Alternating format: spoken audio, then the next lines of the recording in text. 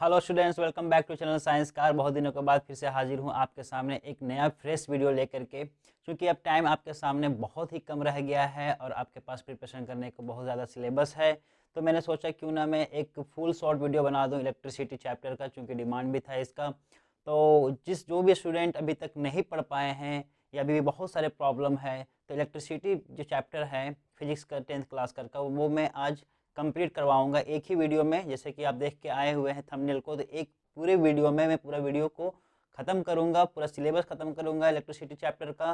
तो बस आप हमारे साथ चैनल पे बने रहें, और चैनल पे अगर आप आए हैं तो चैनल को सब्सक्राइब जरूर कर लें। और हाँ, वीडियो को ना बढ़ा बढ़ा के मत देखिएगा, क्योंकि एक भी कंसेप्ट अगर मिस हो गया तो शायद समझ में नहीं आए, तो हो सकता है बोरिंग भी लग सकता है। वैसे बोरिंग लगने में दूंगा नहीं, बट आपसे रिक्वेस्ट है, अगर अच्छे से पढ़ना चाहते हैं, अभी भी अगर आपको लग रहा है कि नहीं अब मैं कर सकता हूँ, इतना टाइम में कैसे होगा, तो आप इस वीडियो को देखिए, ये पूरा चैप्टर क्लियर हो जाएगा आपका। इससे कोई भी क्वेश्चन बनाइए, न्यूमेरिकल्स बनाइए चाहे थ्योरेटिकल बनाइए, डेफिनेटली आपसे सॉल्व होगा और कोई प्रॉब्लम नहीं होगा। तो चलिए वीडियो को स्टार्ट करते हैं, ज़्यादा बात नहीं करते हुए। बिफोर दैट चैनल को सब्सक्राइब कर लें और साथ साथ में बेल आइकन को जरूर प्रेस करें, ताकि हमारा लेटेस्ट वीडियो अपडेट सबसे पहले आपके तक पहुँचे। So let's start the class.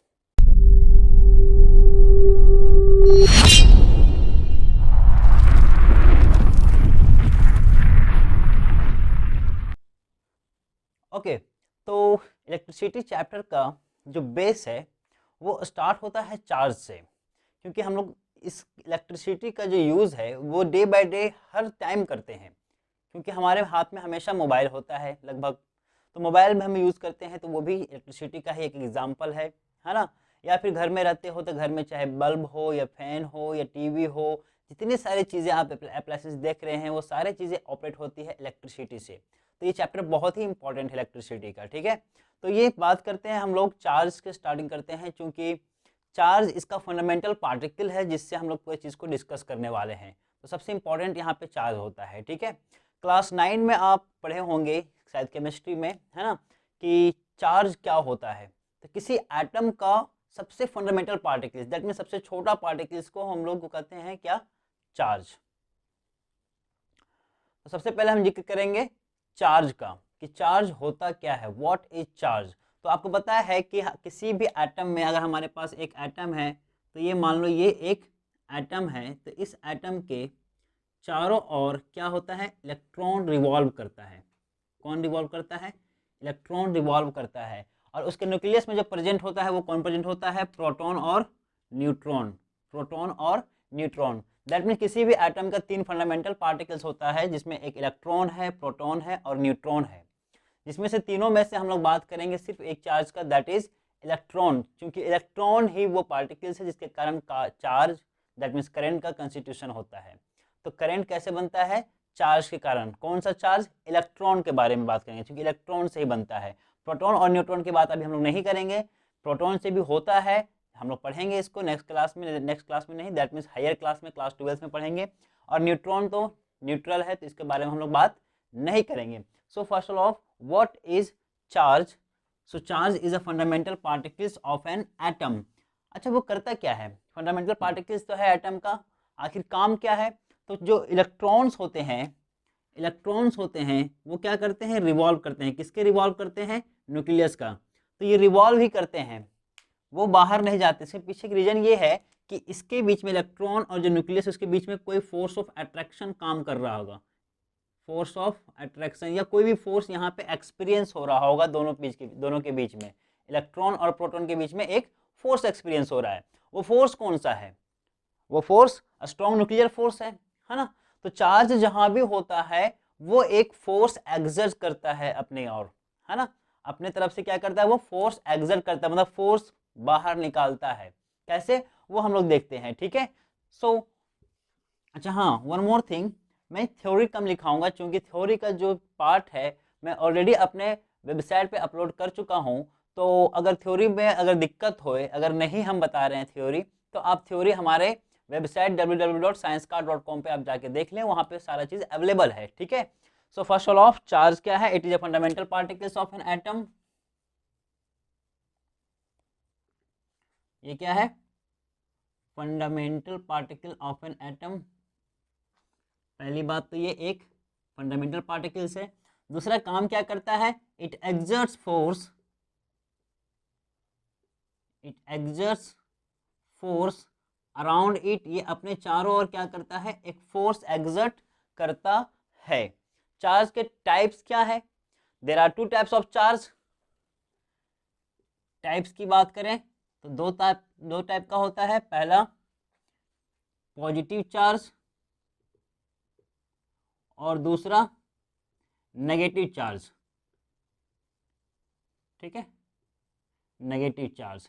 Positive charge मतलब कि क्या है, वो प्रोटॉन है। पॉजिटिव चार्ज मतलब प्रोटॉन है और नेगेटिव मतलब इलेक्ट्रॉन है। ठीक है, जब पॉजिटिव चार्ज है तो चार्ज की कुछ वैल्यू होगी। तो चार्ज की वैल्यू क्या होगी, value of charge 1.6 into 10⁻⁻19 coulomb. अगर ये चार्ज, ये जो वैल्यू है वो प्रोटॉन के लिए भी हो सकता है, इलेक्ट्रॉन के लिए भी हो सकता है। बस डिफरेंस ये है कि अगर प्रोटॉन है तो पॉजिटिव होगा, अगर वो इलेक्ट्रॉन है तो नेगेटिव होगा चार्ज।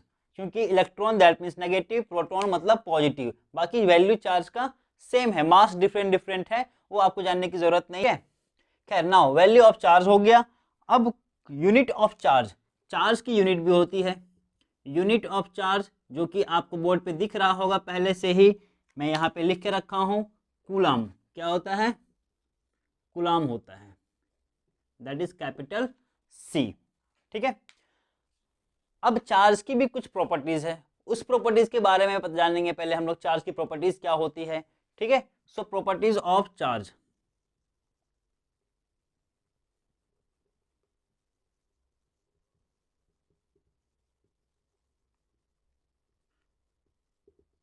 क्योंकि वीडियो लंबा होने वाला है इसलिए मैं थोड़ा सा जल्दी जल्दी भी बोलूंगा और समझाऊंगा भी, बट हाँ कंसेप्ट क्लियर करते हुए चले जाऊंगा। ठीक है, सो प्रॉपर्टीज ऑफ चार्ज। चार्ज की प्रॉपर्टीज क्या है, पहली बात ये क्या करता है, फोर्स एक्सर्ट करता है। ये सबसे इंपॉर्टेंट प्रॉपर्टीज है इसका। It exerts force, it exerts force around it, ये अपने चारों ओर फोर्स एक्सर्ट करता है। अगर हम दो चार्ज को एक जगह पे रखेंगे, दो चार्ज को एक जगह पे रखेंगे तो वो क्या करेंगे, फोर्स एक्सपीरियंस करेंगे। ठीक है, whether it may B positive और नेगेटिव, दोनों को एक साथ रख सकते हैं, या फिर दो पॉजिटिव या दो नेगेटिव को साथ में रख सकते हैं, वहां पे भी फोर्स एक्सपीरियंस होगा। बट डिपेंड करता है पोलैरिटीज क्या है। तो हो सकता है कि रिपल्सन फोर्स लगे या अट्रैक्शन फोर्स लगे। अट्रैक्शन फोर्स हमेशा लगता है किसके बीच में, दो डिफरेंट पोलैरिटीज के बीच में। मतलब एक पॉजिटिव और एक नेगेटिव किसी स्पेस पे रखा हुआ है तो वहां पे अट्रैक्शन फोर्स होगा। अगर एक पॉजिटिव और एक नेगेटिव चार्ज को हम रख रहे हैं तब, अगर दोनों पॉजिटिव और दोनों नेगेटिव रखेंगे तो रिपल्सन होगा। That means like charge, like charges repel to each other, वे एक दूसरे को रिपेल करेंगे। फॉर एग्जाम्पल कि हमारे पास एक पॉजिटिव चार्ज ये है और एक पॉजिटिव चार्ज ये है। ठीक है, मैंने क्या किया, दो चार्ज को स्पेस पे रखा है, ये दोनों क्या करेंगे, फोर्स एक्सर्ट करेंगे। ये अपना पार्टिकुलर फोर्स एक्सर्ट करेगा और ये भी फोर्स एक्सर्ट करेगा। बट दोनों क्या है, सेम पोलैरिटीज का है, इसलिए यहाँ पे लिखे हुए हैं लाइक चार्ज। जब सेम पोलैरिटीज का होगा तो एक दूसरे को क्या करेंगे, वो रिपेल करेंगे, एक दूसरे को रिपेल करेंगे। दैट मीन्स यहाँ पे रिपल्सन फोर्स काम करेगा, रिपल्सन फोर्स काम करेगा। ठीक है, third point is that unlike charge, unlike charges attract to each other, attract to each other। मतलब दो अनलाइक चार्ज को अगर हम स्पेस पे रखें तो वो दूसरे को क्या करेंगे, अट्रैक्ट करेंगे। ठीक है, सो अगर सपोज दैट कि ये एक पॉजिटिव चार्ज और एक नेगेटिव चार्ज को हमने स्पेस पे रखा है तो ये दोनों के बीच में क्या होगा, एक अट्रैक्शन होगा, जिसके कारण यहाँ पे जो फोर्स लगेगा वो कैसा फोर्स लगेगा, अट्रैक्शन फोर्स। ओके, ठीक है, नोट करना है तो नोट कर लो, अदरवाइज हम लोग मूव करते हैं नेक्स्ट पॉइंट की ओर। ओके, तो नेक्स्ट टॉपिक देखते हैं हम लोग इलेक्ट्रिक करंट, जो अब हमारा मेन टॉपिक स्टार्ट होने वाला है। इससे पहले हम लोग फंडामेंटल चीजें जाने कि आखिर ये होता क्या है।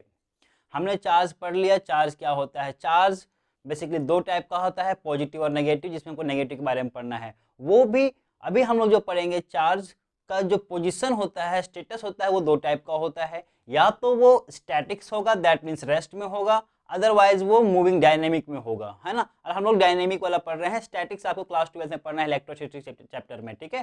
तो हम लोग पढ़ेंगे डायनेमिक के बारे में। नाउ करंट कैसे बनता है ना, करंट कैसे बनता है। तो साइंटिस्ट लोगों ने इसका खोज किया और इस पे एक्सपेरिमेंट किया। उस एक्सपेरिमेंट के हिसाब से उन्होंने बताया कि जो चार्ज है किसी भी मटेरियल, कोई कंडक्टर, कंडक्टर क्या मैं बताऊंगा अभी नेक्स्ट में, ठीक है। कोई अगर कंडक्टर है तो कंडक्टर के ऊपर में क्या होता है, फ्री चार्जेस होते हैं, ठीक है, फ्री चार्जेस होते हैं। ऐसा नहीं कि सिर्फ इलेक्ट्रॉन्स होंगे, वहां पे प्रोटॉन्स भी होंगे, बट ये दोनों के बीच में बॉन्ड जो होता है वो बहुत ही वीक होता है, जिसके कारण इसको हम लोग बोलते हैं फ्री चार्जेस, ठीक है। नाउ ये फ्री चार्जेस जो है वो मूव करेगा, बेसिकली अभी मूव कर रहा है, बट इसको एक पाथ देना पड़ता है तो वो फ्लो करना स्टार्ट करता है। दैट मीन्स अगर इसको हम एक पोटेंशियल दे अप्लाई कर दें, अभी जो नया चीजें आ रही हैं पोटेंशियल वगैरह, उसके लिए आप टेंशन नहीं लो, सारा कुछ डिस्कस करेंगे, है ना।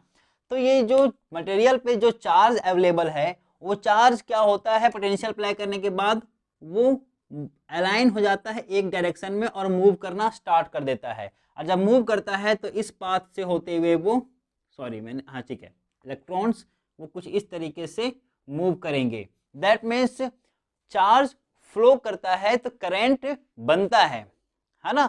इसलिए हमारे बुक में डेफिनेशन लिखा हुआ है the rate of flow of charge. अब एक यहाँ पे द रेट, रेट यहाँ पे डिफाइन इसलिए किया जा रहा है कि कितने समय में कितना चार्ज पास हो रहा है किसी गिवन कंडक्टर में, है ना। So the rate of flow of charge is called electric current, ठीक है। So next thing is the rate of flow of charge, the rate of flow of charge is called electric current, okay. मतलब कि कितने में बात नहीं करेंगे, rate की जब बात कर रहे हैं तो हम लोग स्पेसिफिक वैल्यू लेंगे, दैट इज यूनिट वैल्यू लेंगे। तो एक सेकेंड में किसी गिवन कंडक्टर से कितने इलेक्ट्रॉन पास हो रहे हैं, फ्लो कर रहे हैं, वही हमको क्या देता है, इलेक्ट्रिक करंट देता है, ठीक है। So according to the definition, definition के अनुसार अगर हम लिखें मैथमेटिकली, तो करंट जो होता है आई, करंट जो होता है वो आई इज इक्वल टू क्या है, फ्लो ऑफ चार्ज है, फ्लो ऑफ चार्ज है, but in given time of interval, in given time of interval, so we can say that I is equal to flow of charge, unit of charge nothing but coulomb, है ना।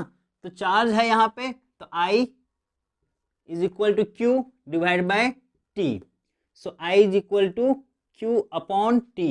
कितना charge पास हो रहा है एक second में किसी given conductor से, उसको हम लोग क्या बोलते हैं, इलेक्ट्रिक करंट बोलते हैं। And it is denoted by capital I, it is denoted by capital I and its SI unit is ampere.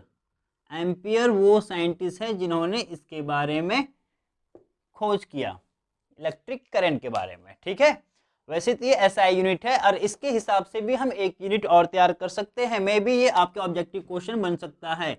Coulomb, that means ये चार्ज का यूनिट कूलम, टाइम का unit second, that means coulomb per second is also the unit of electric current. ये तो SI unit है but ये भी एक unit है, ठीक है। क्योंकि हम आफ्टर ऑल जो भी चीजें इन्वेंशन किया था किसी साइंटिस्ट के द्वारा, उसी के नाम पे उसका यूनिट दे दिया जाता है। जैसे joules law of heating effect of current में हम लोग जो हीट है उसका यूनिट हम लोग जूल देते हैं, क्योंकि आफ्टर ऑल उसने किसने किया, जूल ने किया था उसका खोज, इसलिए, है ना। तो ये एम्पियर है। नाउ नेक्स्ट हम लोग मूव करेंगे कि आखिर यहां हम बात करें the rate of flow of charge is called electric current. The rate of flow of charge through a given conductor भी डेफिनेशन में आप ऐड कर सकते हो। तो यहां मैं बात करूंगा कंडक्टर और इंसुलेटर के बारे में, ठीक है। What is conductor and what is insulator, let's see. Conductor, insulator. Material दो टाइप का होता है, बेसिकली हम लोग दो टाइप का पढ़ ही रहे हैं क्योंकि आपको दो टाइप का पढ़ना है, एक और टाइप होता है, ठीक है। दैट मीन्स तीन टाइप का होता है बट हमको पढ़ना है दो टाइप का, ठीक है। सो पहला कंडक्टर,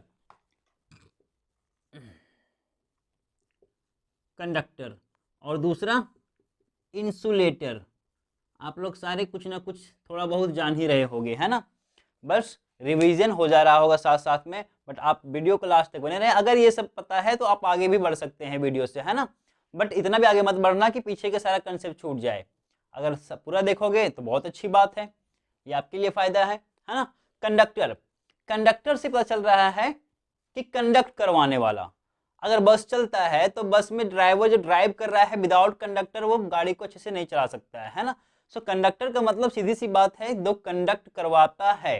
तो इलेक्ट्रिक करंट को जो कंडक्ट करवा रहा है वो कौन करवा रहा है, कंडक्टर करवा रहा है। तो सिंपल सी बात, वो मटेरियल जो कि इलेक्ट्रिक करंट को या चार्ज को अपने अंदर से फ्लो करने का इजाजत दे दे, है ना, अपने अंदर फ्लो करने का इजाजत दे दे, उसी को हम लोग कहते हैं conductor. That means conductor is a material which allows the charges to flow into them, to allow the charges to flow into them, ठीक है। और कंडक्टर के पास हमेशा फ्री इलेक्ट्रॉन्स भी होते हैं। दैट मीन्स अगर ये कोई मटेरियल है, ठीक है, जो कि कंडक्टर इसको हम मान रहे हैं, तो इसके पास फ्री चार्जेस भी होते हैं, तभी तो ये कंडक्ट करता है इलेक्ट्रिसिटी, है ना। और ये क्या करता है, चार्जेस को अलाउ करता है अपने से, अपने अंदर से पास होने के लिए, ठीक है। तो उसको हम लोग कंडक्टर बोलते हैं। अगर एग्जाम्पल लिया जाए तो इसका एग्जाम्पल में हम लोग डाल सकते हैं आयरन, कॉपर, एल्यूमिनियम, ईटीसी, ये सारे क्या है, कंडक्टर हैं। सिल्वर भी कंडक्टर है, silver is the best example of conductor, क्योंकि वो हाईली मतलब कॉस्ट उसका ज़्यादा होता है, इसलिए उसको हम लोग ज़्यादा यूज नहीं करते हैं, है ना। Now come to the insulator.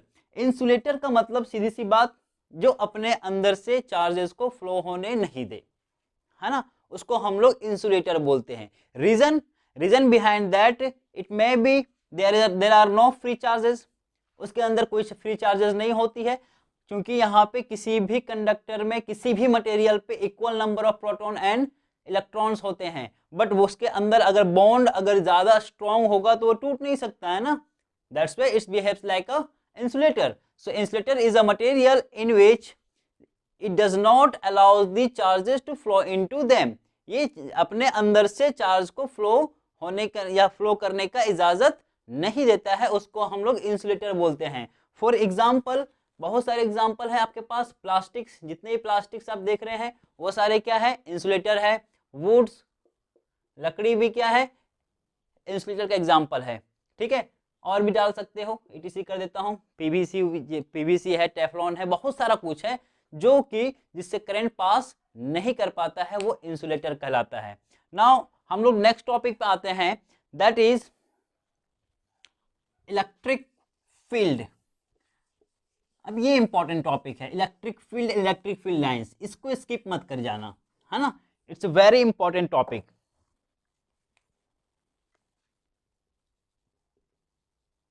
Electric field, देखो बच्चा, सिंपल सी बात है कि अगर कहीं पे भी चार्जेस रखा हुआ है, ठीक है, तो वो चार्ज क्या करता है, अपने अंदर से फोर्स एग्जर्ट करता है, अपने चारों ओर एक फोर्स एग्जर्ट करता है, और वो फोर्स कितने दूर तक एग्जर्ट करेगा वही उसका फील्ड है, वही उसका फील्ड है। अब बोलोगे सर इलेक्ट्रिक क्यों ना यूज हुआ, क्योंकि यहाँ पे चार्ज जो है वो कंडक्ट करता है इलेक्ट्रिसिटी, इसलिए इसका नाम हम लोग इलेक्ट्रिक फील्ड देते हैं, ठीक है। तो सिंपल सी बात है, वो एरिया या वो रीजन या वो स्पेस, किसके स्पेस, चार्ज के, ठीक है। अगर हमारे पास एक चार्ज है, मान लो ये एक पॉजिटिव चार्ज है प्लस क्यू, तो इसके चारों ओर क्या होंगे, इलेक्ट्रिक फील्ड होगा। पॉजिटिव चार्ज हमेशा जो फील्ड होता है उसका आउटवर्ड की ओर होता है, तो इस तरीके से और भी हो सकते हैं, ठीक है। अब देखो ये एक स्पेस क्रिएट कर रहा है, एक रीजन क्रिएट कर रहा है अपने चारों ओर, जहां तक कि इस पॉजिटिव चार्ज के कारण इसका इस एरिया पे अपना फोर्स है, ठीक है। तो इसको क्या बोलते हैं हम लोग, इलेक्ट्रिक फील्ड बोलते हैं। That means what is electric field, it is the space और region around a charge where it exerts force, जहां पे ये अपना फोर्स एक्सर्ट कर रहा है। या तो हम ये कह सकते हैं इट इज द स्पेस और region of a charge where a test charge, कोई दूसरा चार्ज को अगर हम लेके आ रहे हैं इस एरिया के अंदर में, then it will experience a force. लिखने का तरीका अलग अलग हो सकता है ना, दोनों सही है। हम क्या बोल रहे हैं, इट इज द स्पेस और region around a charge where it exerts force, otherwise it is the space or region around a charge where a test charge experience a force, that's called electric field. Now this field is in the form of lines, ये जो field है वो lines के form में होती है जैसा हमने ड्रॉ किया है। ठीक है, ये क्या है, इलेक्ट्रिक फील्ड लाइंस हैं। क्योंकि इलेक्ट्रिक फील्ड जो है, फोर्स जो निकाल रहा है चार्ज अपने तरफ से, वो लाइंस के फॉर्म में निकाल रहा है, तो उसको हम लोग बोलते हैं electric field lines. Now next topic is electric field lines. Electric field lines, that means अब इसका भी डेफिनेशन आप खुद से भी लिख सकते हो। देखो कंसेप्ट को समझो, आप अगर कंसेप्ट समझ रहे हो तो आपको रट्टे मारने की कोई जरूरत नहीं है। अब बस इसको फील करो, समझो कंसेप्ट, आंसर आप खुद ब खुद लिखोगे, सिर्फ आपको सेंटेंस बनाना आना चाहिए, that's enough. Okay, so electric field lines, that means what is this, it is a lines. कौन सा लाइन है, फील्ड लाइंस है। एक चीज और है कि ये अगर अकेला है तो ये एक लाइंस अपने तरफ से आउटवर्ड डायरेक्शन में भेज रहा है। अगर एक इसके बगल में मैं एक नेगेटिव चार्ज को रख दूं, इसकी प्रॉपर्टीज है कि ये इनवर्ट की और इसकी फील्ड होती है। दैट मीन्स अब ये जो फील्ड निकल रहा है वो अट्रैक्ट होकर नेगेटिव की तरफ जाएगा, जो कि मैंने प्रॉपर्टीज ऑफ चार्ज में पहले ही बताया था कि दो अगर हम अनलाइक चार्जेस को एक स्पेस पे रखते हैं then they will attract to each other, तो ये जो फोर्स निकलेगा वो अब नेगेटिव चार्ज की तरफ जाएगा। यहां से भी जो फोर्स निकलेगा वो नेगेटिव चार्ज की तरफ जाएगा, है ना। यहां से जो फोर्स निकलेगा वो नेगेटिव चार्ज की तरफ जाएगा। सो आप देख रहे हैं ये क्या है, इलेक्ट्रिक फील्ड लाइंस है। ये सारे क्या है, इलेक्ट्रिक फील्ड लाइंस हैं। तो इलेक्ट्रिक फील्ड लाइंस को अगर हम डिफाइन करने के लिए बोला जाए तो कैसे डिफाइन करेंगे, it is the close curve lines, या it is the curve lines. किसका कर्व लाइंस है, चार्ज का, है ना। It is a curve lines around charges where it emerge from positive, ये निकल कहाँ रहा है, पॉजिटिव चार्ज से, and goes to negative charge. मतलब it is a close curve lines which is emerge from positive charge and goes to negative charge, that is called electric field lines, that's it। Definition लिखना है तो हमारे website पे जाइए, वहां पे checkout कीजिए, आपको सारा का सारा डेफिनेशन वहां पे मिल जाएगा, नोट्स बना हुआ मिल जाएगा। बट नोट्स से काम नहीं चलता है, पहले आपको समझना होगा चीज़ों को। जब आप समझ लोगे उसके बाद नोट्स पढ़ोगे तो डेफिनेटली वो अपने ही आप समझ में आ जाएगा कि हमको एग्जाम में लिखना कैसे है और क्वेश्चन पूछा कैसे जा रहा है और हमको आंसर कैसे करना है। ठीक है, so this is the electric field lines. Figure वगैरह अच्छे से ड्रॉ कर सकते हो तो कर लो, कोई बड़ा चीज़ नहीं है। एक पॉजिटिव चार्ज रखो, एक नेगेटिव चार्ज रखो, यहाँ से कुछ इस तरीके से दिखा दो, ये क्या है, एक इलेक्ट्रिक फील्ड लाइंस है। बस हो गया, वो तुम्हें समझाने के लिए इतना बड़ा किया है। ठीक है, बाकी आप समझने के लिए अगर आप एग्जाम में लिख रहे हो तो कुछ इस तरीके से दिखाओगे। Now there is some properties of electric field lines. Electric field lines की भी कुछ प्रॉपर्टीज होती है, ये भी कुछ रूल्स फॉलो करते हैं, इसके अपना कुछ वसूल होते हैं, उस वसूलों को देखते हैं, दैट इज प्रॉपर्टीज को देखते हैं। ठीक है, ओके बच्चा। तो नेक्स्ट टॉपिक जो हमारा है वो इलेक्ट्रिक फील्ड लाइंस की प्रॉपर्टीज है। वो प्रॉपर्टीज क्या क्या है वो देखते हैं। पहली प्रॉपर्टीज तो सबसे अच्छी प्रॉपर्टीज ये है कि ये निकलता कहाँ से और जाता कहाँ है। तो अभी हमने बताया कि it emerge from positive charge and goes to negative charge. तो पहला पॉइंट क्या होगा, it emerge from positive charge, positive दिखना चाहिए, है ना, positive charge and goes to negative charge.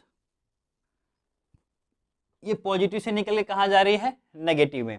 दूसरी बात ये है, इसको मैं यहाँ पे थोड़ा ड्रॉ भी कर लेता हूँ ताकि आप समझ में आए, है ना।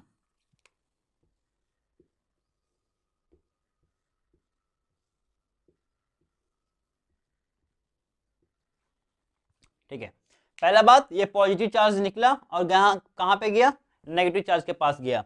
दूसरी बात ये है कि देखो ये कभी भी क्लोज लूप नहीं फॉर्म करता है, क्लोज लूप नहीं फॉर्म करता है। क्लोज लूप कब होता? जब ये पॉजिटिव से निकल के नेगेटिव से फिर पॉजिटिव वापस आ जाता। ऐसा इसमें नहीं होता है, मैग्नेटिक फील्ड ऑफ लाइंस में होता है बट इसमें नहीं होता है। It does not forms a close loop, it does not forms a close loop, ये कभी भी लूप फॉर्म नहीं करता है। अच्छा, किसी भी इलेक्ट्रिक फील्ड लाइंस का, इसमें से कोई भी एक लाइंस का अगर हमको किसी पॉइंट पे डायरेक्शन चाहिए तो वो कैसे फाइंड आउट करेंगे, है ना?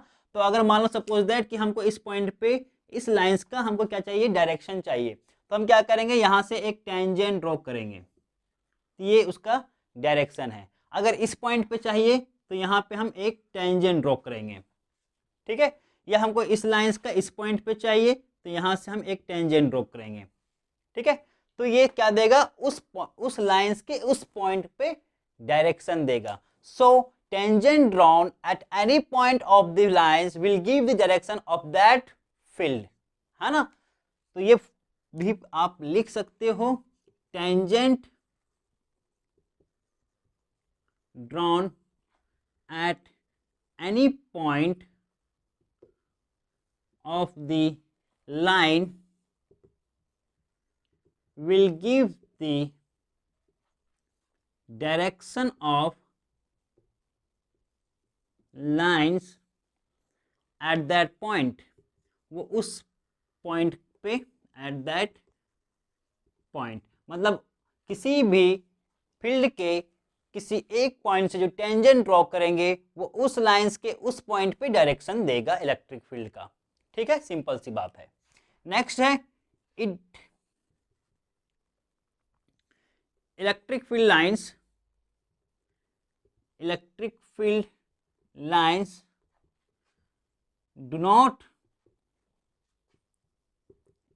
intersect to each other, electric field line कभी भी एक दूसरे को इंटरसेक्ट नहीं करते हैं। इसका मतलब ये हुआ कि ये लाइंस यहाँ से निकला, अगर सपोज दैट एक लाइन और निकल गया यहाँ से और ये इंटरसेक्ट कर गया इस पॉइंट पे, ऐसा कभी भी नहीं होता है, ठीक है?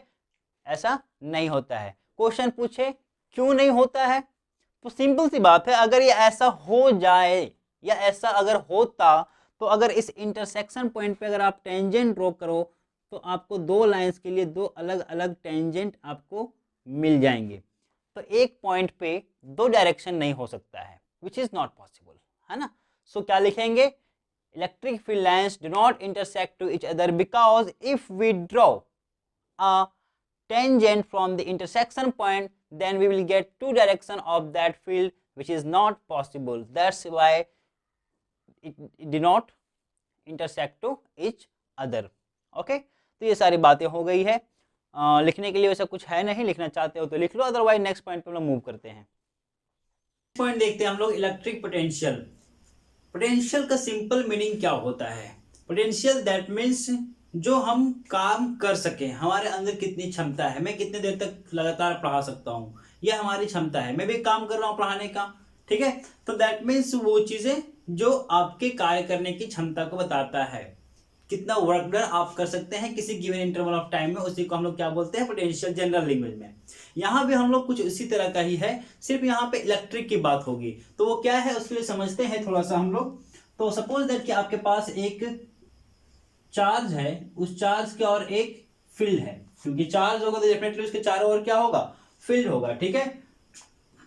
और सपोज दैट कि इससे एक इनफाइनाइट डिस्टेंस पे एक यूनिट पॉजिटिव चार्ज रखा हुआ है, यूनिट पॉजिटिव चार्ज रखा हुआ है, डिस्टेंस कितना है, इनफाइनाइट डिस्टेंस पे है, ठीक है? एक बार कैमरा चेक कर लेता हूं, थोड़ा सा दिख रहा है, फिर कोई बात नहीं। तो एक इनफाइनाइट डिस्टेंस पे हमने क्या रखा है, यूनिट पॉजिटिव चार्ज को रखा हुआ है। तो यहां से क्या होगा कि मैं इस चार्ज को उठा करके इस पॉइंट पे लाना चाहता हूं, इस इलेक्ट्रिक फील्ड पे लाना चाहता हूं। आप एक चीज यहां पे गौर करके देख रहे होंगे कि ये भी पॉजिटिव चार्ज है और ये भी पॉजिटिव चार्ज है। तो दो पॉजिटिव चार्ज होंगे तो दोनों एक दूसरे को रिपेल करेंगे ना, तो डेफिनेटली रिपेल तो करेंगे ही। अगर मैं यहाँ नेगेटिव चार्ज लेता हूं तो हो सकता है दोनों को अट्रैक्ट कर ले, और जो कोई काम कर यहाँ पे फिर अपने आप क्या होगा, ये यहाँ पे अट्रैक्शन के कारण आ जाएगा। तो कोई बिना काम किए हुए अगर वो चार्ज आ जाता है, एक काम हो जाता है, तो ये एनर्जी कंजर्वेशन के अगेंस्ट होगा, है ना। तो इसलिए हम लोग यूनिट पॉजिटिव चार्ज लिए। इस यूनिट पॉजिटिव चार्ज को हम क्या करेंगे, इस इनफिनाइट डिस्टेंस से उठा करके इस पॉइंट ए पॉइंट पे ला करके मैं रखता हूं, ठीक है। तो यहाँ पे क्या काम करना पड़ा हमको, इस यूनिट पॉजिटिव चार्ज को उठा करके इस फील्ड में रखना पड़ा, जिसको हम लोग क्या करेंगे, एक काम करेंगे। तो ये काम हुआ, ठीक है। किस पे काम हुआ, इस यूनिट पॉजिटिव चार्ज को उठा के यहाँ पे लाके रखने में काम किया गया, उसको क्या बोलते हैं हम लोग, इलेक्ट्रिक पोटेंशियल बोलते हैं। That means what is electric potential? It is a work done to bring a unit positive charge from infinite distance to that point. Definition लिखना चाहते हो तो लिख लो, it is work done to bring a unit positive charge from infinite point to that point। कौन सा point, electric field के point रखने में जो काम किया गया उसको हम लोग बोलते हैं electric potential. And it is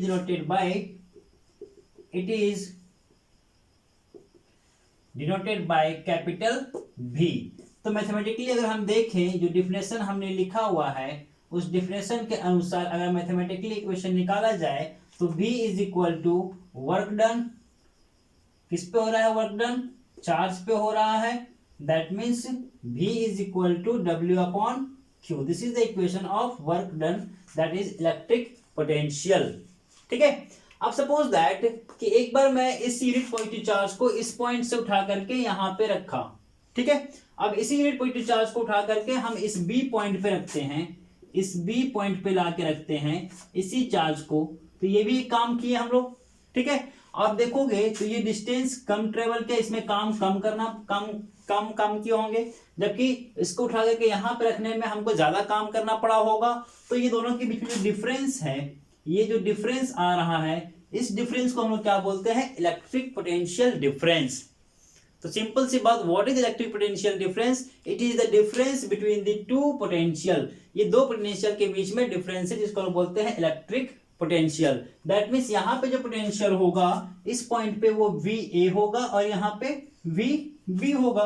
तो इसके अनुसार इलेक्ट्रिक पोटेंशियल जो होना चाहिए, potential difference PD is equal to क्या होगा, VB माइनस VA। VB में ज्यादा काम किया गया, ज्यादा में से हम क्या करें, कम को सब्सट्रैक्ट कर देंगे, और VB is equal to WB upon Q and ये WA by Q। This is the equation of potential difference, ठीक है। तो ये वो इलेक्ट्रिक पोटेंशियल डिफरेंस। एक और टर्म आता है, उसके बाद हम लोग आगे मूव करेंगे, जो कि इंपॉर्टेंट टॉपिक होगा ओम्स लॉ। बिफोर दैट कि अगर मैं बात करूं व्हाट इज इलेक्ट्रिक सर्किट, और उससे पहले आता है इलेक्ट्रिकल एलिमेंट। इलेक्ट्रिकल एलिमेंट बच्चा आप एनसीईआरटी बुक में देखोगे तो बहुत सारे एलिमेंट्स दिया होगा, उस एलिमेंट्स को आप देख लो एक बार, समझ में आ जाएगा। रजिस्टर्स होगा, volt meter, ammeter, galvanometer, rheostat की स्विच की, ये सारे क्या है, एक इलेक्ट्रिकल एलिमेंट है।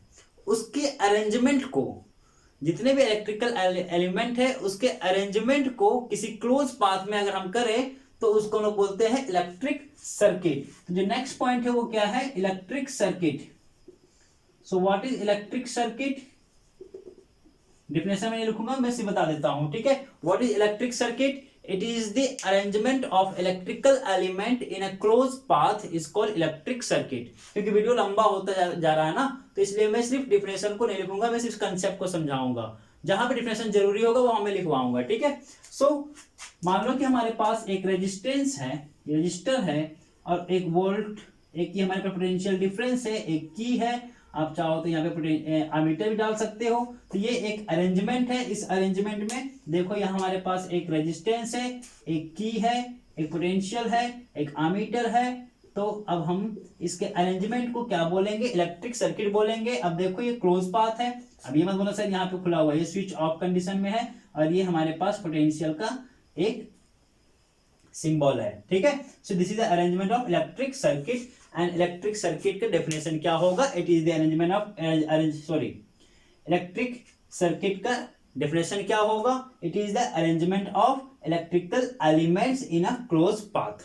ठीक है, चलो नेक्स्ट देखते हैं हम लोग Ohm's law which is very important. ठीक है, ओके बच्चा, तो हम लोग मूव करते हैं सबसे इंपॉर्टेंट टॉपिक इस चैप्टर का, दैट इज ओम्स लॉ। ये बहुत ही इंपॉर्टेंट है, not for the your board examination also, ये आपको क्लास 12 में भी काम देने वाला है। ठीक है, तो ओम्स लॉ को समझते हैं कि ओम्स लॉ क्या है। बिफोर दैट मैंने इस ओम्स लॉ का डेफिनेशन ऊपर लिख लिया है पहले से ही, ताकि हमको समझने में और आसानी हो और साथ में आप भी आसानी से समझ सके। देखो, at constant temperature the current flowing through the circuit, temperature को हम यहाँ पे कांस्टेंट रखें, क्यों कांस्टेंट रख रहे हैं ये आगे डिस्कस करेंगे हम लोग। ठीक है, तो टेम्परेचर को कांस्टेंट रखने के बाद जो सर्किट में करंट फ्लो कर रहा है, यहां से क्योंकि पोटेंशियल अप्लाई किया हुआ था करंट भी निकलेगा, है ना, तो जो करंट है वो डायरेक्टली प्रोपोर्शनल है अप्लाइड पोटेंशियल का, जो हमने यहाँ पोटेंशियल अप्लाई किया है इसके प्रोपोर्शनल है, उसको हम लोग बोलते हैं ओम्स लॉ। है तो बहुत ही सिंपल डेफिनेशन, बट इसको हम लोग समझते हैं आसानी से। ठीक है, तो अगर मैं इस डेफिनेशन के अनुसार अगर मैं मैथमेटिकली ड्राइव करने जाऊं इक्वेशन, मैथमेटिकली अगर मैं इसको ड्राइव करूं तो हमारे पास क्या आएगा, तो according to definition I proportional to भी, है ना, या फिर भी प्रोपोर्शनल टू आई, जिसे चाहो आप लिख सकते हो। ठीक है, प्रोपोर्शनलिटी का सिंबल हटाओगे तो हमारे पास एक कांस्टेंट आएगा R, that is V is equal to I R. ये इक्वेशन आया ओम्स लॉ के अनुसार। ठीक है, यहाँ पे एक नया टर्म आ गया है आर। आर यहाँ पे क्या है, कांस्टेंट, प्रोपोर्शनलिटी कांस्टेंट भी बोल सकते हैं, या फिर resistance of the conductor, resistance of the conductor, क्योंकि करंट कहां फ्लो करेगा, कंडक्टर में ना, तो उस कंडक्टर में क्या होगा, एक रेजिस्टेंस होगी, उसकी वैल्यू फिक्स होगी, जिसको हम लोग आर यहाँ पे बोल रहे हैं। ठीक है, मतलब कि अगर मैं यहाँ पे पोटेंशियल अप्लाई किया हूं तो इससे जो करंट निकलने वाला है ये इस पे डिपेंड कर रहा है, इसकी डायरेक्टली प्रोपोर्शनल है। इसको मैं वेरीफाई करके देखना चाहता हूं कि क्या ऐसा है जो इन्होंने बोला है, क्या ये जो इक्वेशन आया है वो सेटिस्फाई कर रहा है या सेटिस्फाई नहीं कर रहा है। इसको हम लोग कैसे देखेंगे, तो हम कुछ वैल्यूज लेंगे, एक एक्सपेरिमेंटल आप लोग स्कूल में करते होंगे, उसमें क्या है डिफरेंट डिफरेंट पोटेंशियल अप्लाई करके देखते हैं। ठीक है, लेट्स सपोज दैट कि पहले हमने V is equal to 6 volt apply किया और R की वैल्यू फिक्स होगी, क्योंकि कंडक्टर जो भी कंडक्टर होगा, कंडक्टर को चेंज नहीं कर रहे हैं, कंडक्टर जो भी एक बार लगा के रखे हैं, चाहे वो आयरन का हो, कॉपर हो, एल्युमिनियम में एक बार लगा के रखे हैं, उसको मैंने छोड़ दिया, वो उसकी वैल्यू कांस्टेंट होगी। तो मान लेते हैं कि इसका वैल्यू कितना है, 2 ओम है, सपोज दैट। तो हमारे पास R की वैल्यू कितना है, 2 ओम है। V हमने कितना अप्लाई किया, 6 वोल्ट, तो करंट कितना होगा according to Ohm's law, V is equal to I R, so I is equal to V upon R। Now V is equal to 6 volt, R is 2, that is 3 ampere. ये पहला experiment के हिसाब से आ गया। अब मैं पोटेंशियल को change करूंगा, है ना, अब 6 की जगह पे 12 वोल्ट मैंने बैटरी लगा दिया, तो 12 वोल्ट बैटरी लगाएंगे तो again I is equal to V upon R, so V is 12 volt, R is 2, that is 6 ampere. ठीक है, ये दूसरा एक्सपेरिमेंट मैंने कर लिया। ठीक है, तीसरा देखता हूं, I इज इक्वल टू, फिर से जब मैं इसको चेंज करता हूं, लेट्स सपोज दैट 18 वोल्ट का बैटरी लगा दिया, सो V upon R again 18 upon 2, that is 9 ampere. तो हमने 3 वैल्यू यहां से लिया हुआ है इस इक्वेशन को सेटिस्फाई करने के लिए, वेरीफाई करने के लिए। ठीक है, तो अभी ये वैल्यू को मैं क्या करूंगा, ग्राफ में प्लॉट करूंगा, वो ग्राफ देखते हैं। ठीक है, तो सपोज दैट हमने एक ग्राफ लिया है, सपोज क्या करना है, ग्राफ मैंने लिया हुआ है और वाई एक्सिस पे हमने रखा वोल्टेज को और एक्स एक्सिस पे हमने रखा करंट को। वोल्टेज का डिफरेंस कितना ले लें, तो 6, 12, 18, करंट है 3 एम्पियर, 6 एम्पियर एंड 9 एम्पियर। ठीक है, करंट जो भी होगा वो एम्पियर में होगा, वोल्टेज जो भी होगा वो वोल्ट में होगा। खैर देखते हैं आगे। जब हमने 6 वोल्ट लिया तो 6 वोल्ट पे करंट को कितना मिला, 3 एम्पियर। जब 12 वोल्ट लिया तो कितना मिला करंट, 6 एम्पियर। जब 18 लिया तो करंट कितना मिला, 9 एम्पियर। ये सारे पॉइंट्स को आप ज्वाइन कर दो तो आपको एक straight line passing through the origin आपको मिलेगा। तो इस straight line passing through the origin graph का मतलब ये हुआ कि ये जो स्लोप है पहले निकालेंगे, फिर देखते हैं क्या वो फिक्स है।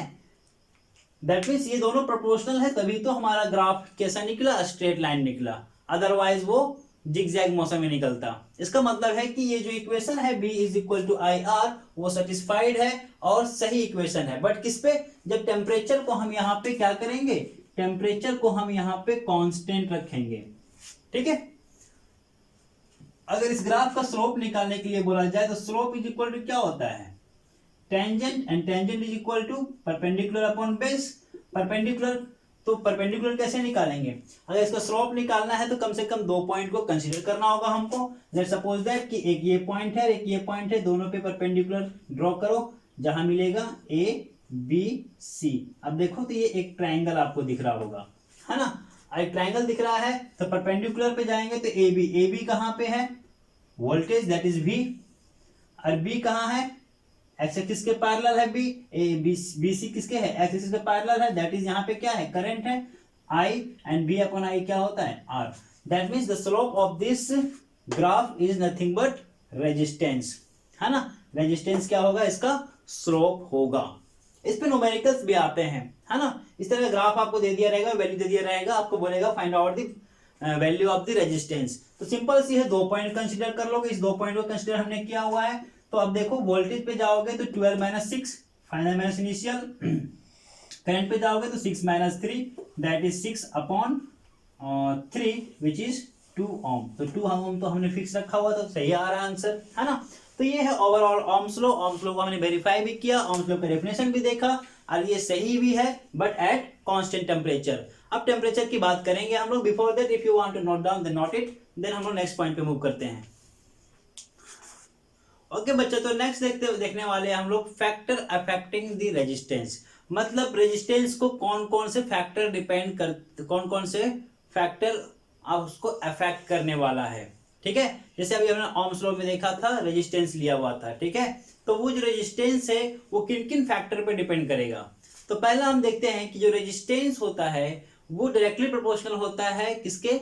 Length of the conductor. That means conductor जितना लंबा होगा, सपोज दैट कि ये हमारे पास एक कंडक्टर है, ठीक है, और एक ये कंडक्टर है, 2 कंडक्टर है, इसका लेंथ L है, इसका लेंथ L डैश है, कुछ भी हो सकता है वैल्यू, है ना? आपको बट दिख रहा है कि एक ज्यादा है और एक कम है लेंथ, है ना? तो अगर इसमें पोटेंशियल अप्लाई करेंगे तो इस पे रेजिस्टेंस की वैल्यू क्या होगी, इस पे रेजिस्टेंस की वैल्यू क्या होगी?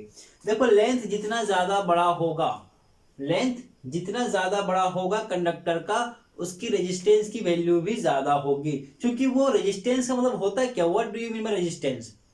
रेजिस्टेंस की अगर बात किया जाए, रेजिस्टेंस है क्या? बेसिकली वो करंट को अपोज करता है, करंट को अपोज करता है कि करंट हमसे फ्लो ना कर पाए, है ना? तो अपोज करेगा। अगर ये ज्यादा बड़ा लेंथ होगा तो ये ज्यादा अपोज करेगा, लेंथ अगर कम है तो ये कम अपोज करेगा, है ना? पहला पॉइंट क्या है कि resistance of the conductor is directly proportional to the length. जितना बड़ा लेंथ होगा उतना बड़ा उसका रेजिस्टेंस होगा। सो फर्स्ट पॉइंट देखते हैं हम लोग।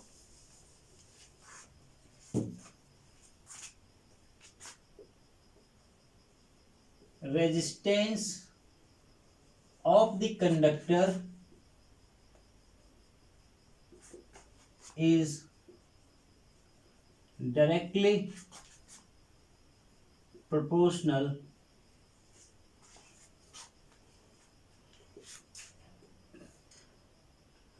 resistance of the conductor is directly proportional to the length of the conductor, length of the conductor।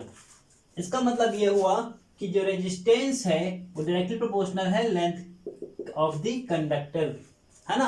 अगर लेंथ बढ़ेगा तो रेजिस्टेंस भी बढ़ेगा, अगर लेंथ घटेगा तो रेजिस्टेंस भी घटेगा। अगर ये बढ़ रहा है तो ये बढ़ेगा, ठीक है? Second point, resistance of the conductor is inversely proportional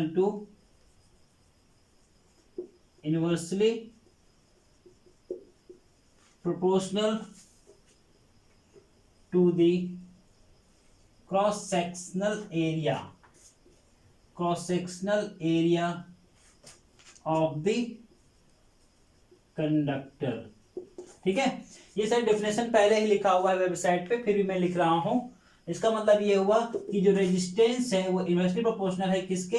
cross sectional area. इसका मतलब थोड़ा सा समझ लो कि आखिर ये कैसे इनवर्सली प्रोपोर्शनल है। तो अगर हमारे पास ये दो कंडक्टर है, ठीक है, तो आप यहां से देख पा रहे होंगे कि एक कंडक्टर का जो क्रॉस सेक्शनल एरिया है वो ज्यादा है और इसका जो क्रॉस सेक्शनल एरिया है वो कम है ना। तो अगर क्रॉस सेक्शनल एरिया ज्यादा हुआ, है ना, क्रॉस सेक्शनल एरिया ज्यादा हुआ तो इसका जो रेजिस्टेंस है वो क्या हो जाएगा, कम हो जाएगा। अगर क्रॉस सेक्शनल एरिया कम हुआ दैट मीन्स ये लेंथ बड़ा है ना, तो इसका रेजिस्टेंस क्या होगा। अगर क्रॉस सेक्शनल एरिया कम है तो रेजिस्टेंस ज्यादा होगा। तो इसके हिसाब से भी तो वही चीज है ना कि अगर क्रॉस सेक्शनल एरिया हमारा ज्यादा है तो रेजिस्टेंस कम होगा, अगर क्रॉस सेक्शनल एरिया कम है तो रेजिस्टेंस ज्यादा होगा। ठीक है, ये दो फैक्टर हुआ। तीसरा फैक्टर देखते हैं हम लोग कि रेजिस्टेंस जो है also depends on the nature of material. Resistance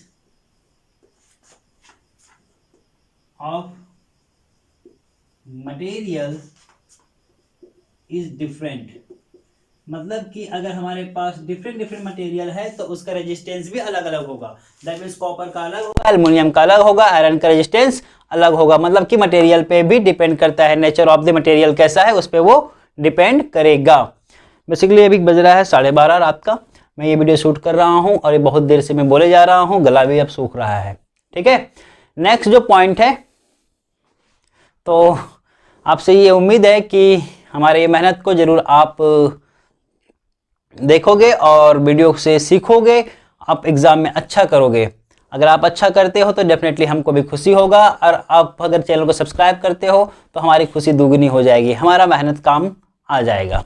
ठीक है, तो चैनल को जरूर सब्सक्राइब करें और वीडियो को लास्ट तक जरूर देखें, बढ़ा के वीडियो मत देखना नहीं तो कंसेप्ट छूट जाएगा। ठीक है, नेक्स्ट जो हमने बात किया था कि लास्ट ओम्स लॉ में कि टेम्परेचर को हम लोग कांस्टेंट रखते हैं। देखो बच्चा, टेम्परेचर को कांस्टेंट रखने के पीछे कारण है, टेम्परेचर अगर बढ़ेगा, सपोज दैट टेम्परेचर कांस्टेंट नहीं है, टेम्परेचर अगर बढ़ेगा, अगर हमारे पास ये एक कोई कंडक्टर है, अगर इसका टेम्परेचर हम बढ़ा दें, मान लो कि 200 डिग्री सेल्सियस कर दें, तो टेम्परेचर बढ़ेगा तो हो सकता है ये मटेरियल का लेंथ भी बढ़ जाए, है ना। अब मटेरियल का अगर लेंथ बढ़ा तो रेजिस्टेंस बढ़ जाएगा, तो रेजिस्टेंस बढ़ जाएगा तो ओम्स लॉ वेरीफाई नहीं हो पाएगा, इसलिए वहां पे ओम्स लॉ में टेम्परेचर को कांस्टेंट रखा गया है। ठीक है, सो temperature should be constant in Ohm's law. इसका मतलब ये हुआ कि रेजिस्टेंस पे भी डिपेंड करेगा, क्या टेम्परेचर पे डिपेंड करेगा रेजिस्टेंस, टेम्परेचर पे भी डिपेंड करेगा।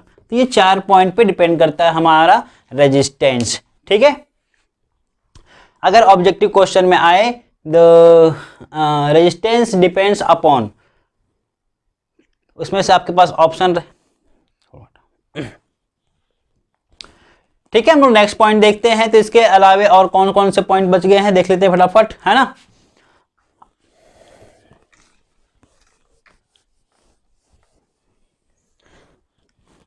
अगर आप ये दो इक्वेशन आप देख रहे हैं तो इस दो इक्वेशन से हम लोग समझ सकते हैं कि रेजिस्टेंस जो है वो प्रोपोर्शनल है L/A का। ये दो इक्वेशन से क्या समझ में आ रहा है कि R proportional to L and R is inversely proportional to the area, that means R proportional to L upon A। और जैसे यहाँ पे प्रोपोर्शनलिटी का सिंबल हटाएंगे तो हमारे पास एक कांस्टेंट आएगा जिसको हम लोग बोलेंगे रॉ। यहाँ पे ये कांस्टेंट आया, ये क्या है, raw, that is resistivity of the conductor, resistivity of the conductor. ठीक है, तो ये नया टर्म है, इस नया टर्म को देखो, इसमें है क्या, रेसिस्टिविटी भी रिलेटेड है किससे, रेजिस्टेंस से। रजिस्टर का ही रेसिस्टिविटी है, registers, resistance, resistivity, these all are the different term. Resistor is nothing but electrical element, resistance is the value of that resistors and resistivity is that capacity that how much it can oppose the current, है ना। resistivity कितना current oppose कर सकता है ये बताता है ना।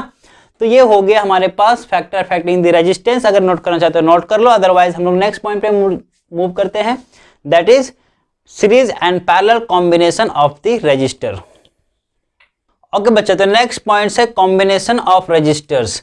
रजिस्टर्स का कॉम्बिनेशन, अगर आपके पास एक से ज़्यादा रजिस्टर्स है तो उसका कंबाइन किस तरीके से आप कर सकते हो। तो दो तरीका है, दो मेथड है कंबाइन करने का, या तो उसको हम सीरीज में कर सकते हैं या तो हम उसको पैरेलल में कॉम्बिनेशन कर सकते हैं। अब सीरीज और पैरेलल में क्या डिफरेंस है, कैसे पहचानेंगे उसको देखो। अगर सीरीज जो है पहचानना हो तो अगर कोई दो रजिस्टर्स या दो से अधिक रजिस्टर्स कुछ इस तरीके से जुड़े हुए हो कि पहले रजिस्टर्स का दूसरा एंड और दूसरे रजिस्टर्स का पहला एंड एक साथ में जुड़ा हुआ है ना, दूसरे रजिस्टर्स का दूसरा एंड और तीसरे रजिस्टर्स का पहला एंड एक साथ जुड़ा हुआ है, तो इस टाइप का जो कॉम्बिनेशन बनेगा इसको हम लोग बोलेंगे सीरीज कॉम्बिनेशन, है ना।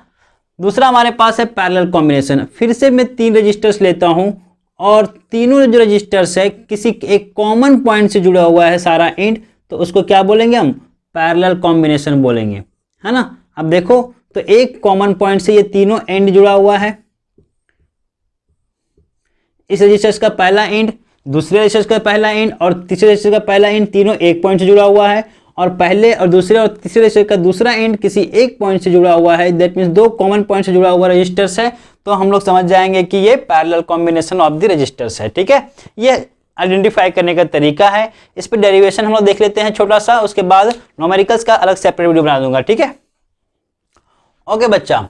तो नेक्स्ट हमारे पास जो है वो है series combination of the registers. मैंने सर्किट ड्रॉ करके रखा हुआ है, आपको यहाँ पे दिख रहा होगा R1, R2, R3, 3 रजिस्टर्स हमने लिया हुआ। आप चाहे तो इन्फिनाइट नंबर ऑफ रजिस्टर्स को जोड़ सकते हैं। ठीक है, मैंने 3 रजिस्टर्स को जोड़ के देखते हैं कि क्या हमारे पास रिजल्ट आता है। तो ये 3 रजिस्टर्स आपको सीरीज में दिख रहे होंगे। हमने कनेक्ट कर दिया इसको एक पोटेंशियल डिफरेंस से और एक की से, दैट इज एक स्विच से। ठीक है, जैसे ही की को आप ऑन करोगे current will start flowing through this circuit. देखो करंट जब फ्लो करना स्टार्ट करेगा तो आप यहां से एक चीज गौर करोगे कि जो करंट है, करंट डायरेक्शन जो है फ्लो करने का वो एक ही पाथ है, पाथ एक ही है, तो इस तरह से फ्लो करके वो वापस करंट आई नेगेटिव टर्मिनल में आ जाएगा। ठीक है, तो बहुत ही इंपॉर्टेंट एक पॉइंट्स है यहाँ पे याद रखने का कि सीरीज में क्या है, करंट सेम होता है सारे रजिस्टर्स के लिए, क्योंकि यही आई करंट R1 के लिए भी है, यही आई करंट R2 में भी जा रहा है, यही आई करंट R3 में भी जा रहा है। ठीक है, बट पोटेंशियल क्या है, डिफरेंट है। ऐसा क्यों है, क्योंकि पोटेंशियल का एक पॉजिटिव टर्मिनल एक रेजिस्टेंस के साथ में है और नेगेटिव टर्मिनल दूसरे रेजिस्टेंस के साथ में है। अगर इस नेगेटिव टर्मिनल को हम यहां से डायरेक्टली कनेक्ट यहां कर देते तो ये पोटेंशियल डिफरेंस भी सेम हो जाता है ना, बट ऐसा नहीं है। इसका नेगेटिव टर्मिनल कहां है, R3 के साथ में है। सो आप याद रखें कि सीरीज कॉम्बिनेशन में करंट सेम होगा एंड पोटेंशियल डिफरेंस होगा। ठीक है, पोटेंशियल डिफरेंट होगा सारे रेजिस्टेंस के लिए। तो लिखने का तरीका जो लिखना है वो लिख सकते हैं। So there are three registers R1, R2, R3 are connected in series as shown in figure and from Ohm's law आप देखो तो क्या हम लोग पता है, ओम्स लॉ से V is equal to I R. ठीक है, V is equal to I R. तो सर जब यहाँ करंट फ्लो करेगा तो इस रेजिस्टेंस के अक्रॉस कितना पोटेंशियल ड्रॉप होगा, इस रेजिस्टेंस के अक्रॉस कितना पोटेंशियल ड्रॉप होगा और इस रेजिस्टेंस के अक्रॉस कितना पोटेंशियल ड्रॉप होगा, वो हमको फाइंड आउट करना है। तो यहाँ पे पोटेंशियल जो ड्रॉप होगा अकॉर्डिंग टू ओम्स लॉ, ये मान लो V1 है, ये V2 है, ये V3 है। करंट तो सबके लिए क्या है, सेम है। सो फ्रॉम ओम्स लॉ अगर देखो तो V1 is equal to I, current same है, R1 अलग है। इसी तरीके से V2 देखो तो V2 is equal to I, current same है, R2 अलग है। ठीक है, इसी तरीके से अगर आप देखो तो V3 is equal to I R3। Okay, since यहां लिखेंगे हम लोग, since potential is different for all registers, so V is equal to V1 plus V2 plus V3। इसका मतलब जितना हमने पोटेंशियल अप्लाई किया है वो इन तीनों के अक्रॉस जो ड्रॉप हो रहा है पोटेंशियल का वो दोनों बराबर होना चाहिए। जितना अप्लाई किया उतना यहाँ ड्रॉप भी होना चाहिए बराबर। इसलिए हमने लिखा है V is equal to V1 plus V2 plus V3, और V1 V2 V3 का हमने वैल्यू लिख के रखा हुआ है और V का वैल्यू भी लिख के रखा हुआ है। सारा वैल्यू आप यहाँ पे सब्स्टिट्यूट कर दो, substitute all values, substitute all values, तो हमको मिलेगा क्या, we get V is equal to IR, V1 is equal to IR1, V2 is equal to IR2 and V3 is equal to IR3। अब देखोगे एक चीज, तो आपको I सब में कॉमन है, सो R1 plus R2 plus R3, यहाँ से I get cancel, so R equivalent is equal to R1 plus R2 plus R3। मैंने 3 रजिस्टर को जोड़ा है इसलिए R3 तक आया। अगर आप n रजिस्टर लेंगे तो ये Rn तक जाएगा। ठीक है, this is the series combination of the registers. इसको नोट करना चाहते हो नोट कर लो, फिर देखते हैं हम लोग पैरेलल कॉम्बिनेशन। ओके बच्चा, तो नेक्स्ट देखते हैं हम लोग parallel combination of the registers. जैसे कि आप यहाँ पे बोर्ड पे देख रहे हो सर्किट छपा हुआ है, ये parallel combination of the registers है। क्यों? क्योंकि आप देख रहे हो ये तीनों रजिस्टर्स का जो एक एंड है वो किसी एक पॉइंट से है और दूसरा एंड दूसरे पॉइंट से कनेक्टेड है, तो ये पैरेलल कॉम्बिनेशन है। अब इस पैरेलल कॉम्बिनेशन में थोड़ा सा ध्यान देने वाली बात है, ध्यान ये है कि करंट यहाँ से जैसे ही निकलेगा, स्विच को अगर ऑन करेंगे तो करंट यहाँ से निकलेगा, करंट जैसे ही निकलेगा तो यहाँ से आने के बाद ये कंफ्यूज हो जाएगा कि जाए किधर। तो बच्चा कंफ्यूज नहीं होगा, वो तीनों पाथ में जाएगा, वो तीनों पाथ में जाएगा और अपने आप को इस हिसाब से तोड़ लेगा, I1, I2 एंड I3। ठीक है, मतलब रास्ता अब हमको 3 मिल रहा है तो हम अपने आप को 3 पार्ट में बांट लिए, हम अपने आप को नहीं बांटेंगे। ठीक है, बट ऐसा सपोज कर रहे हैं ना, क्योंकि जंक्शन आ गया, जंक्शन से करंट डिवाइड हो गया। अब ये I1 जाएगा इस R1 के थ्रू और यहाँ पे ये I1 आया, इसी तरह ये I2 जाएगा R2 के थ्रू और ये I2 यहाँ पे आएगा, इसी तरह ये I3 जाएगा R3 के अक्रॉस से और I3 यहाँ आएगा। अब देखो इस जंक्शन पे मिल जाएगा, है ना, ये I1 I2 I3 सारे कोई यहाँ पे मिल जाएंगे और यही I1 I2 3 मिलके फिर से क्या बना देगा, I, और वापस नेगेटिव टर्मिनल में I आ जाएगा। ठीक है, सो अब यहाँ से आप एक चीज गौर किए कि पैरेलल कॉम्बिनेशन में करंट जो है हर रेजिस्टेंस के लिए अलग अलग है, बट पोटेंशियल जो है वो सेम है। क्यों? क्योंकि नेगेटिव टर्मिनल यहाँ से जुड़ा हुआ है जो कि सारे रेजिस्टेंस के लिए जुड़ा हुआ है, पॉजिटिव टर्मिनल यहाँ से जुड़ा हुआ है इस पॉइंट पे, मतलब जो कि सारे रेजिस्टेंस के लिए पॉजिटिव टर्मिनल सेम है, मतलब पोटेंशियल विल बी सेम, है ना। तो एक चीज नोट करके तुम लोग लिख लेना कि पैरेलल कॉम्बिनेशन में क्या होगा, पोटेंशियल सेम होगा, और सीरीज कॉम्बिनेशन में पोटेंशियल पैरेलल कॉम्बिनेशन में पोटेंशियल सेम होगा एंड करंट क्या होगा, डिफरेंट होगा। ये चीज याद रखोगे तो ड्राइव करने में बहुत ही इजी होगा। ठीक है, तो अगर हम लिखने वाले चीज को छोड़ देते हैं, आप लोग खुद से लिख लेना। There are three registers are connected in parallel as shown in figure, R1, R2 and R3 and so on. We have connected potential difference and switch. Okay, so now from Ohm's law अगर आते हैं directly हम लोग from Ohm's law, तो V is equal to I R equivalent, so I is equal to V upon R equivalent, this is equation first. ठीक है, अब देखो बच्चा करंट डिफरेंट है ना, करंट डिफरेंट है, तो टोटल करंट जो I निकला इस जंक्शन से टूट के निकल गया I1 I2 3 और फिर यहाँ पे आके मीट कर रहा है। तो हम यहाँ से देखेंगे कि I1 यहाँ पे कितना है, तो I1 पता कैसे चलेगा हमको, पोटेंशियल तो सेम है ना, यहाँ पोटेंशियल भी सेम होगा, यहाँ पोटेंशियल सेम होगा, यहाँ भी पोटेंशियल सेम होगा, क्योंकि तीनों का पोटेंशियल क्या मिल रहा है हमको, सेम मिल रहा है पोटेंशियल, है ना। पोटेंशियल जब सेम मिल रहा है तो I1 इज इक्वल टू हम क्या लिख सकते हैं, V upon R1।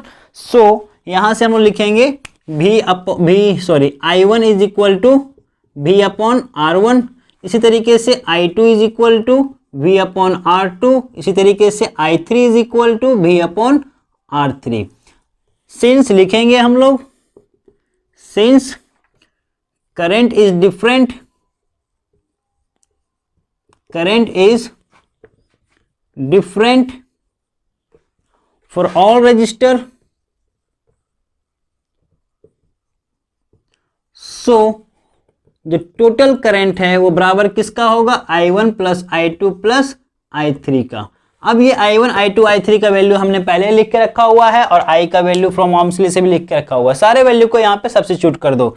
Substitute all values, substitute all values in equation 1। So we will get I is equal to V upon R equivalent and I1 is equal to V upon R1, I2 is equal to V upon R2, I3 is equal to V upon R3। तो यहाँ से देखो आपको common मिल जाएगा क्या, V सबके लिए same है इसलिए कॉमन ले लिए। सो 1 upon R1, 1 upon R2 and 1 upon R3।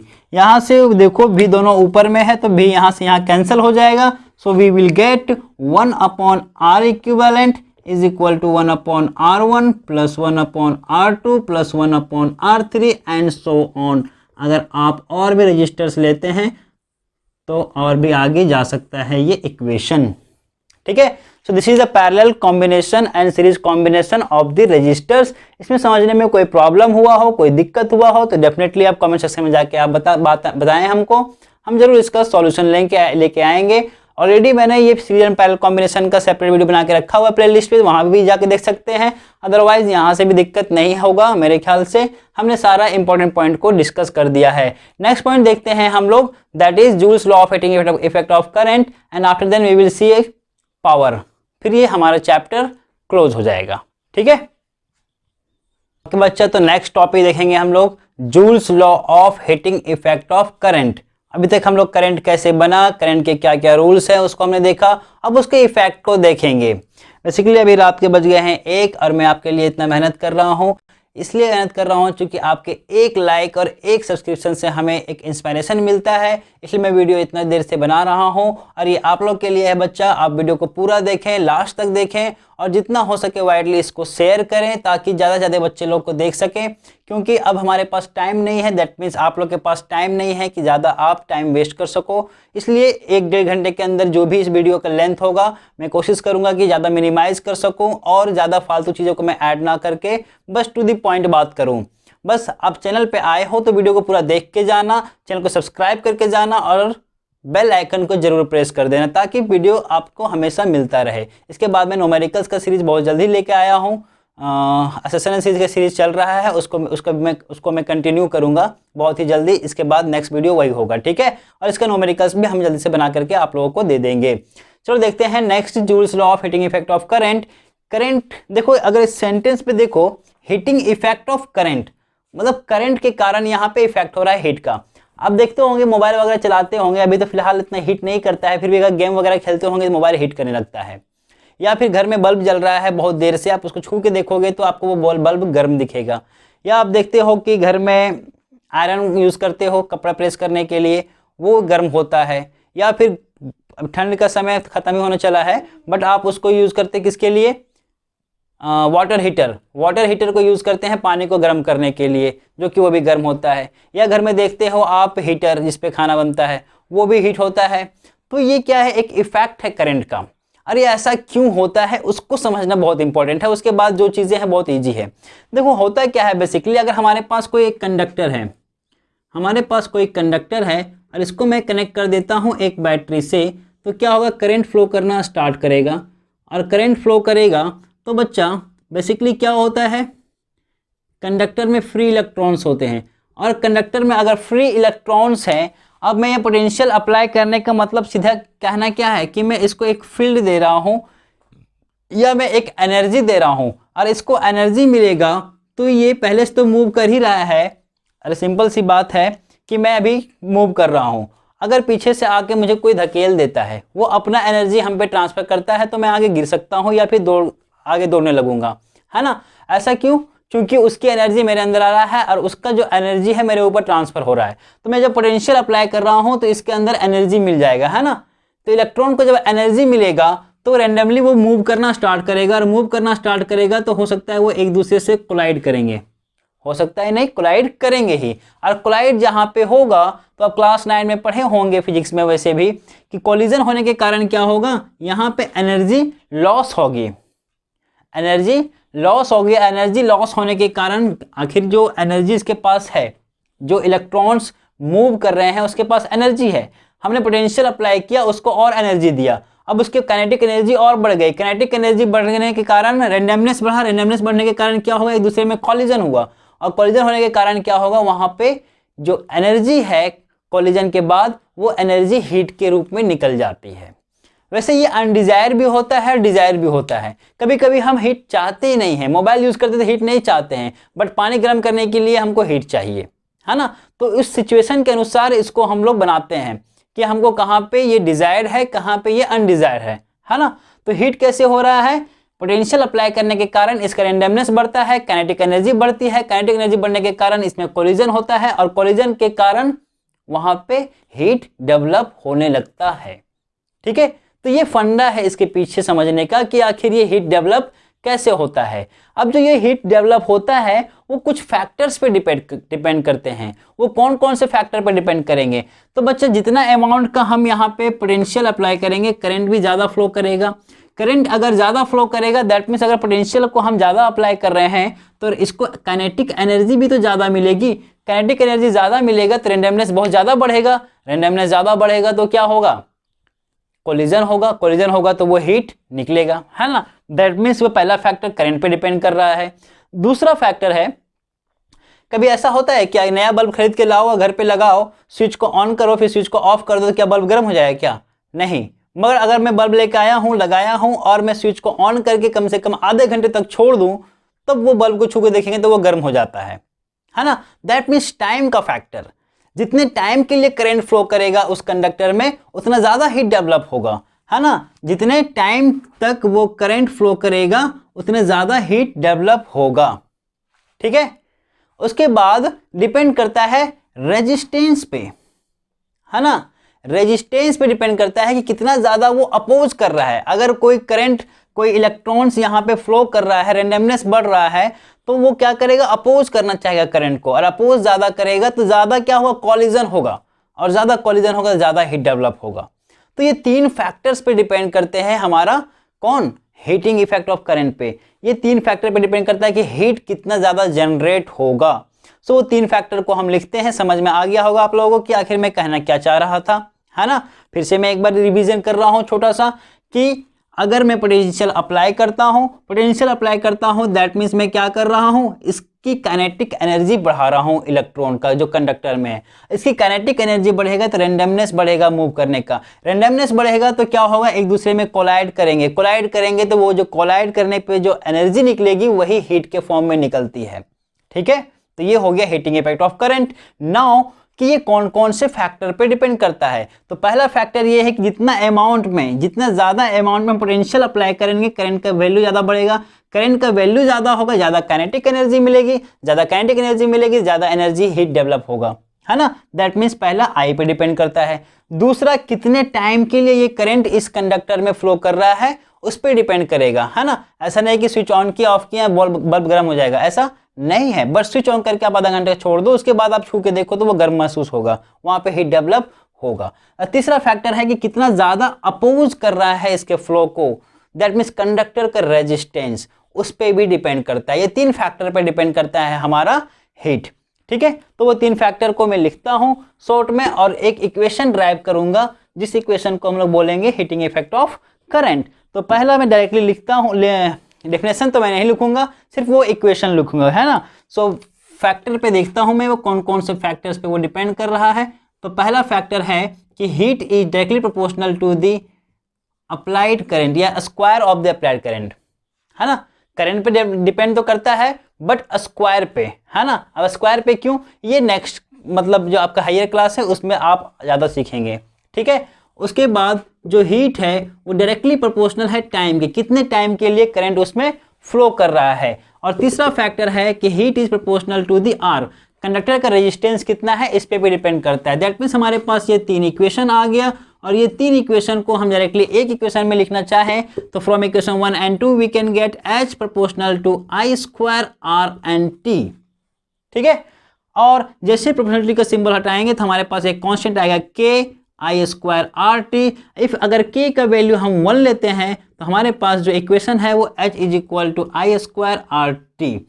यहाँ पे K क्या है, K is the proportionality constant and coefficient of the temperature भी है, तो इसकी बात हम नहीं करेंगे। फिलहाल k की वैल्यू हम जब 1 ले लेते हैं, जब k का वैल्यू 1 लेते हैं तो h is equal to I square R T हमारे पास जूल्स का इक्वेशन आएगा। Now the unit of the Joule's law, unit of the heat, unit of the heat, तो हीट का जो यूनिट होगा तो आप यहां से निकाल सकते हो, अदरवाइज डायरेक्टली लिख दो जूल, है ना, capital J is the unit of the joule. ठीक है, यहां तक कोई दिक्कत नहीं। अब इस इक्वेशन को कभी कभी हम लोग क्या करेंगे कि अकॉर्डिंग टू द क्वेश्चन हम इसको मॉडिफाई कर सकते हैं। कैसे, देखो h is equal to I square R T है। अब आई आर को हम एक साथ लिख देते हैं और आर आई को अलग कर देते हैं और टी को अलग कर देते हैं। आई आर क्या होता है, V is equal to I R from Ohm's law, और ये भी आई टी, एक इक्वेशन ये चेंज हो गया।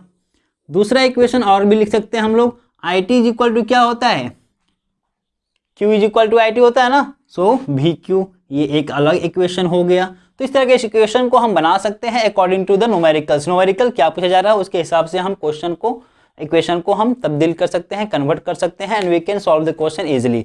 Okay, so this is the Joule's law of heating of current. Now last point but not least, वो है पावर। पावर के बारे में देखते हैं। ओके बच्चा, आज के क्लास का लास्ट पॉइंट हम लोग डिस्कस करेंगे, दैट इज इलेक्ट्रिकल पावर। देखो, पावर का अगर सिंपल डेफिनेशन हम बोलें तो पावर का मतलब ये होता है कि मैं कितना काम कर सकता हूँ कितने समय में, वो हमारी पावर है। बोले सर ऐसा तो पोटेंशियल में भी बोले थे, तो पोटेंशियल भी तो क्या है, काम करने की क्षमता ही है ना, बट यहाँ पे ये रेट डिफाइन कर रहे हैं कि कितने रेट में। मैंने वहाँ पर रेट डिफाइन नहीं किया कि कितने टाइम में, बट कितने टाइम में हम किसी काम को खत्म कर सकते हैं, वो हमारा पावर है। सो इलेक्ट्रिकल पावर भी वही है कि इलेक्ट्रिकल वर्क डन, कितना इलेक्ट्रिकल वर्क डन हो रहा है कितने टाइम में, that is called electrical power. So अगर डेफिनेशन लिखना चाहते हो तो लिख सकते हो, it is the rate of doing electrical work, या फिर डेफिनेशन को चेंज कर सकते हो। क्या चेंज कर सकते हो, it is electrical work done, electrical work done with respect to time, with respect to time. तो अपने अपने हिसाब से डेफिनेशन को चेंज कर सकते हो। पसंद नहीं आता है तो हमारे वेबसाइट पे जाए, वहाँ पे अच्छे से आपको नोट्स मिल जाएगा। ठीक है, and it is denoted by capital P, it is denoted by capital P, it's SI unit is, SI unit is what, SI unit is what, what मतलब पूछ नहीं रहा हूँ, वॉट होता है। ठीक है, कैपिटल W। ओके, अब देखो जो डिफिनेशन है उसके अनुसार power is equal to electrical work done, but किसमें, with respect to time. So P is equal to W upon T, this is the equation of power. ठीक है, एक और भी यूनिट होती है 1 HP is equal to 746.5 watt. इसको याद रखना, कभी कभी पूछ देता है कि 1 HP में 1 हॉर्स पावर बराबर कितना होता है, 746.5 वॉट या 746.5 वॉट होता है। ठीक है, ये हो गया पावर। पावर का कुछ और भी फॉर्मूले हैं, उसको हम लोग लिख सकते हैं। P इज इक्वल टू होता है VI, P is equal to होता है VI, एक तो ये फॉर्मूला हो गया।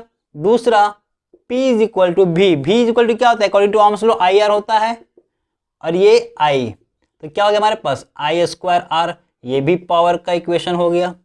दूसरा हमारे पास और भी इक्वेशन आ सकता है कि P इज इक्वल टू, ये भी I है, और I is equal to from Ohm's law क्या होता है, V upon R, since I is equal to V upon R from Ohm's law, so P is equal to V square by R, एक ये भी formula होता है। तो अलग अलग क्वेश्चंस के लिए, अलग अलग न्यूमेरिकल्स के लिए ये सारे फॉर्मूले को हम लोग यूज़ कर सकते हैं और न्यूमेरिकल्स को हम इजीली सॉल्व कर सकते हैं। तो ये पूरा क्लास था इलेक्ट्रिसिटी का जो हमने एक शॉट में शूट किया है सिर्फ और सिर्फ आपके लिए। आप इसको वीडियो को अच्छे से देखें, बढ़ा के मत देखिएगा, लास्ट तक देखिएगा और चैनल को सब्सक्राइब जरूर कीजिएगा। नेक्स्ट वीडियो में न्यूमेरिकल्स लेके आऊँगा, इस पे भी लेके आऊँगा और साथ साथ में असर्शन और रीजनिंग टाइप के क्वेश्चन को मैं और लेके आऊँगा और पैराग्राफ का भी क्वेश्चन जरूर मैं लेके आऊँगा बहुत ही जल्दी। तो हमारे चैनल पर बने रहें, चैनल को सब्सक्राइब करें, लाइक करें, शेयर करें और जहाँ तक हो सके जितना ज़्यादा हो सके शेयर करें। अगर कोई दिक्कत हो, कोई प्रॉब्लम हुआ हो, कोई कंसेप्ट में दिक्कत हुआ, डेफिनेटली आप कमेंट सेक्शन में जाके कमेंट करें, मैं उसका जवाब जरूर दूंगा। Otherwise you can follow us on Facebook, Twitter, Instagram, मैं सारे का आईडी डिस्क्रिप्शन बॉक्स में डाल दे रहा हूँ और साथ साथ में हमको फॉलो भी कर सकते हैं फेसबुक पे, इंस्टाग्राम पे, ट्विटर पे, वो भी मैं अपना आईडी सारा डिस्क्रिप्शन बॉक्स में डाल दूंगा। अगर नोट्स चाहिए पूरे चैप्टर का देन गो टू www.sciencecard.com। फिर मिलते हैं नेक्स्ट क्लास में, till then okay bye bye.